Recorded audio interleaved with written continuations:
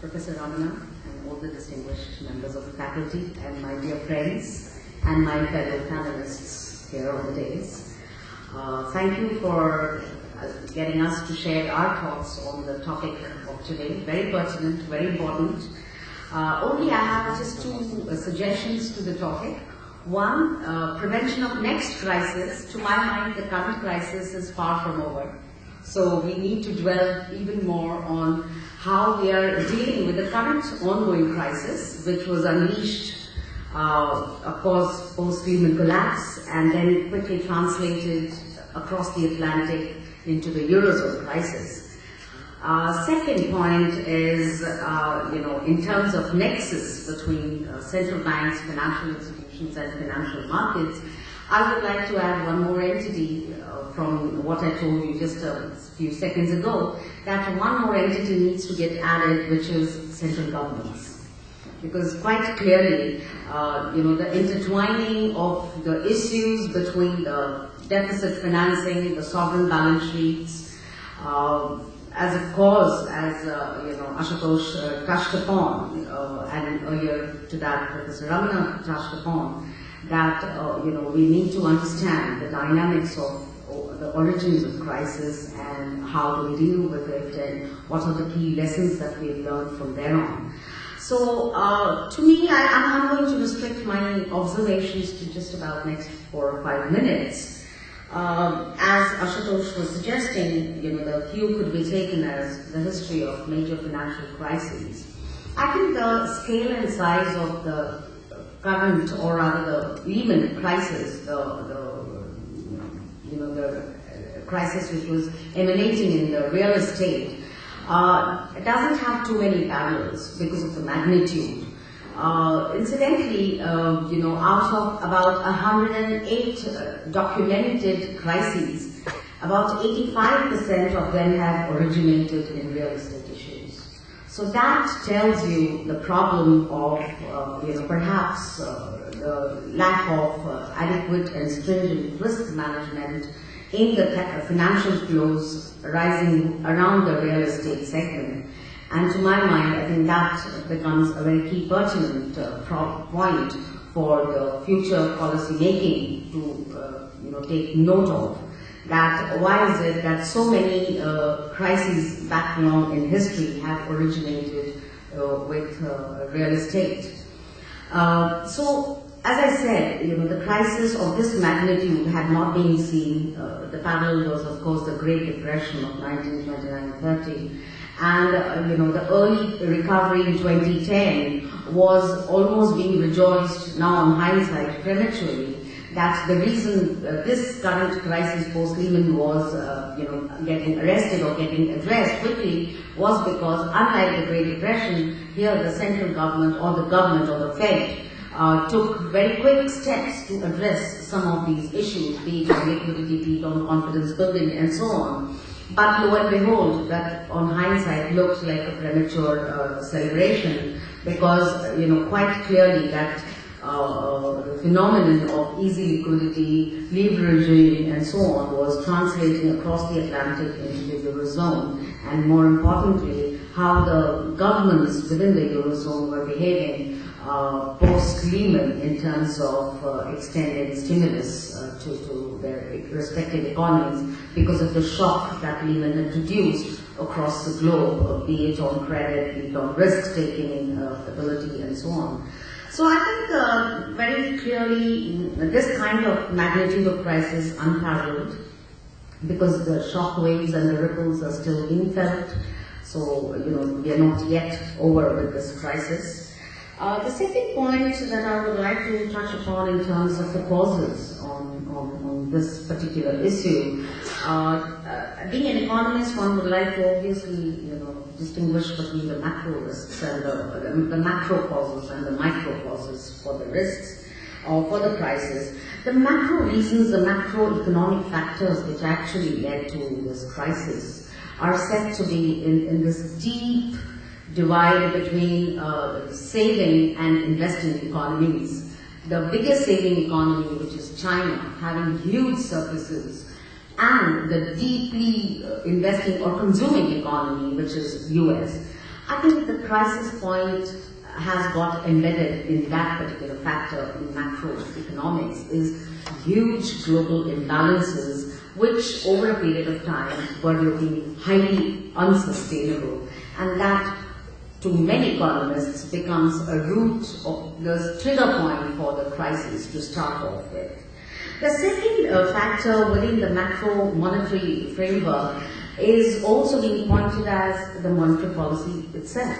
We all know that the reason why the subprime crisis started was because the interest rates were kept too low for too long, and the perception of risk, for that matter, had completely disappeared. And that is what allowed even the subprime borrowers to take on much more than they could, they were capable of.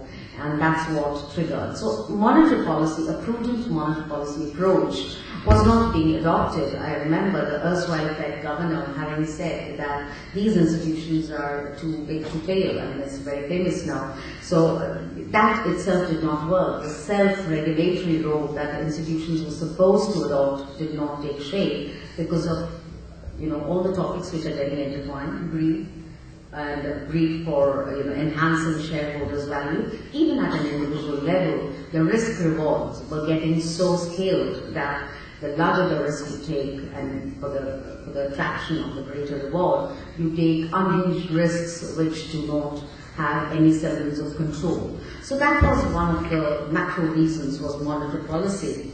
The third was, as I said earlier, excess leveraging. It was because interest rates were so low.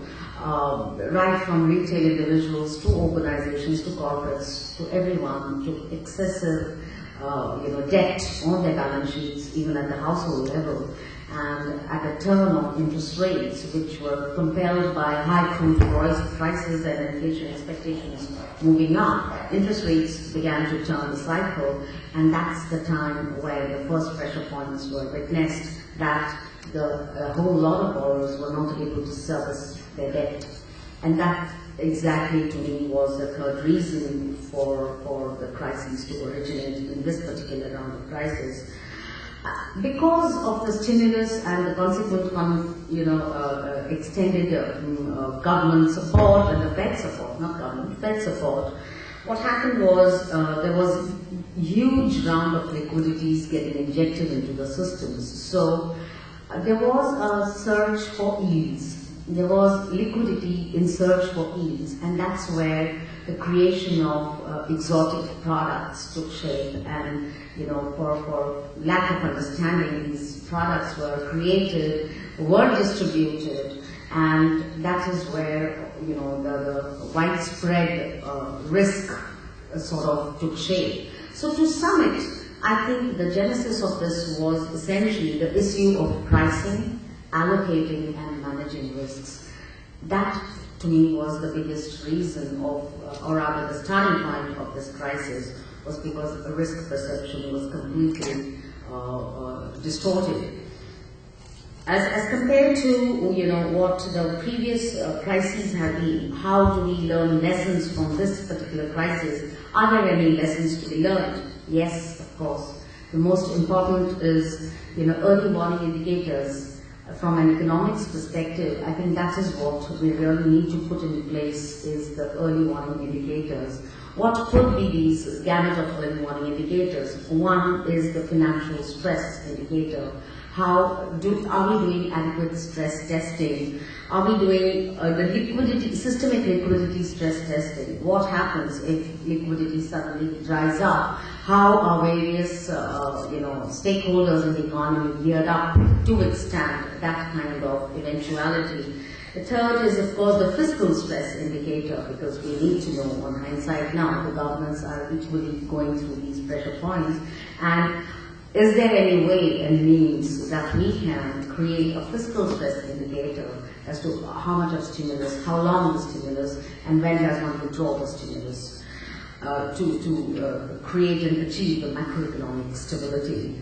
Then, of course, the banking stability indicator. You need to know that what happens when there are these shocks to the asset quality, to the basic capital erosion. I mean, Is there, the capital to risk-weighted assets, are they strong enough, robust enough, what magnitude of risk they can withstand? I think these are the kind of set and gamut of early warning indicators that we really need to set, and I think that's exactly what the G20 subsequently has been at work doing, these kind of issues. Last 2 minutes I would say is all this brings us to the role of central banks.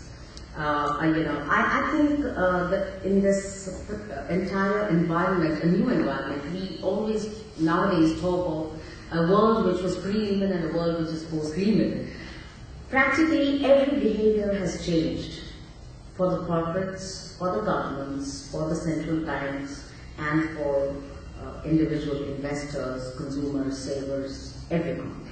There's a huge degree of volatility, uncertainty. We really need to cope and gear ourselves to tackle that kind of degree of uncertainties and volatility. In this, the role of a central bank becomes extremely challenging, because from a developed markets perspective or developed world's perspective, central bank's role essentially was price stability, monetary management. No longer that role is just getting contained there. The role obviously needs to expand much more, needs to look beyond the contours of just price stability. Look at what happens in Eurozone.